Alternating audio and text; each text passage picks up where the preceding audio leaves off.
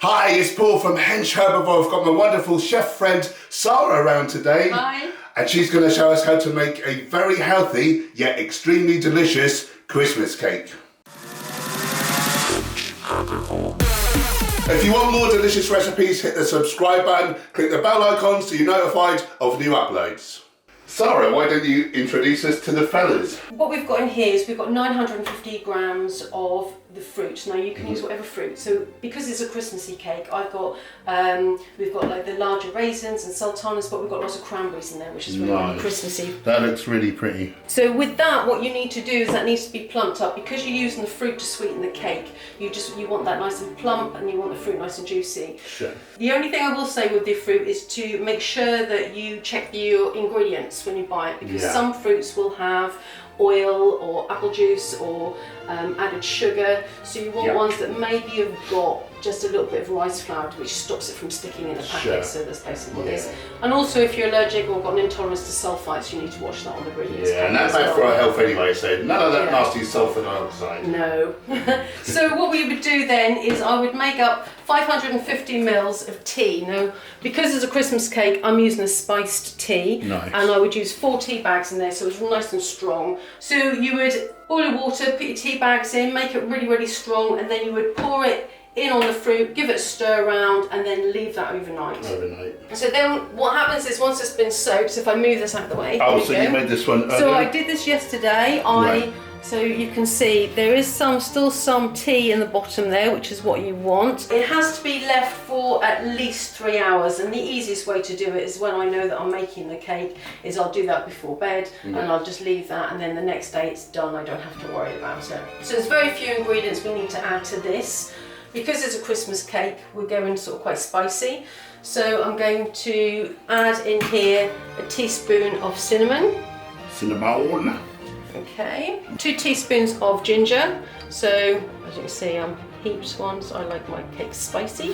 Very anti-inflammatory as well, ginger, so good for an athlete. And then we've got some mixed ground spice in there as well. It smells lovely. Oh, it smells really good. It's Christmas in the kitchen. And everyone's invited. So this is your basic recipe, but if you like it more spicy, or you like more cinnamon, or you want it more gingery, just add more. You know, you can tweak this recipe to suit your own taste buds, really. We've got there'll be obviously no eggs, no fats, or anything. You need something to help make that rise and bind up. So we've got some baking powder. So you just need 1 teaspoon of baking powder and 1 teaspoon of bicarbonate of soda. Right, so I'm using rice flour. Now, you can get just plain brown rice flour. This is a combination of white and brown. This is the Dove's Farm one. You can use just a generic gluten-free flour blend as long as it's plain. If you're not having to avoid gluten, you can use just a normal flour. But I like the rice flour because it's really, really light and it lends itself really well to this. So in here, you want 350 grams. Oh, you've gone over.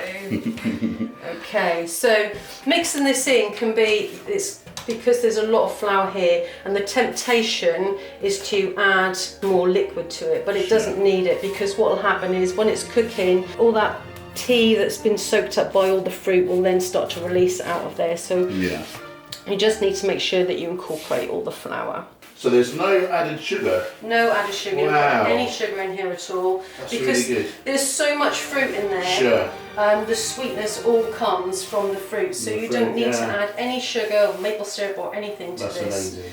I like it. And could you use completely brown flour if you wanted to? Yeah, absolutely. I mean, the rice flour is nice because it's nice and light, so when it's cooking, it will expand a little bit and give you the lightness of the actual cake mixture. But it's quite a dense cake because you've got so much fruit in there. Yeah. With your tin, what you need to do, as you can see, I've got newspaper wrapped around it and tied. Lay it out flat and then fold it in half and then in half again, and then wrap that round. Now the reason you've got that round the outside is because it's a tin, and because it has to go in the oven for so long. If you don't have some sort of barrier there, it tends to burn the outside, so you get a really tough crust around the cake. So you want the cake to, the temperature to be even, and you want it to cook nice and even without it going really, really crispy and hard around the outside. So the way to do that is just to put the barrier in there and put this newspaper around. Now the other thing, I've got 3 layers of parchment in the bottom for the same reason, just to give that a little bit more, and obviously I've lined it. Now I folded that down, and that's like 4 layers as well. So it just helps, because you're cooking the cake and you're going to be cooking it so slowly, it just helps that keep that moist all the way through. Sure. So I'll pop this in here.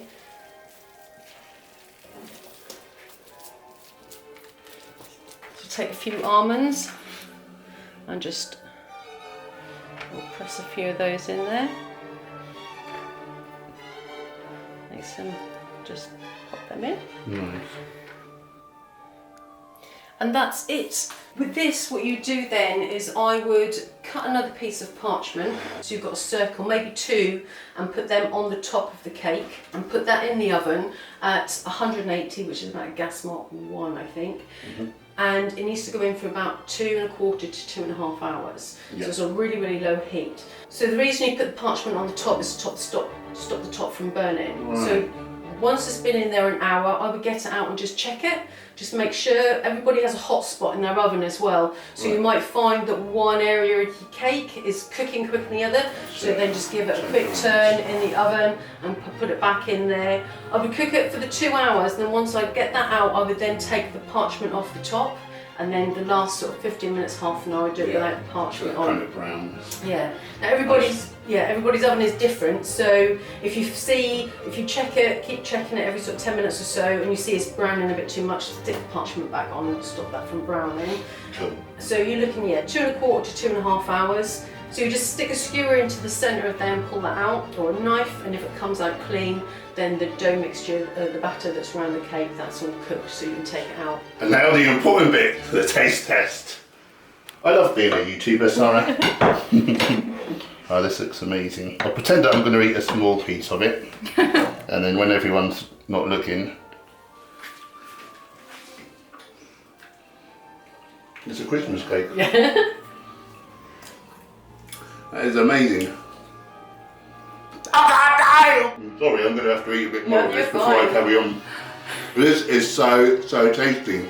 Guys, if you want to follow along with the recipe, Sara's kindly put it on her website, link in the description, so go and click over there. And if you've enjoyed this video, you feel like it may be of benefit to others, why not help grow our wonderful community by sharing this out on your social media, and together we'll all help inspire everybody to go vegan for victory.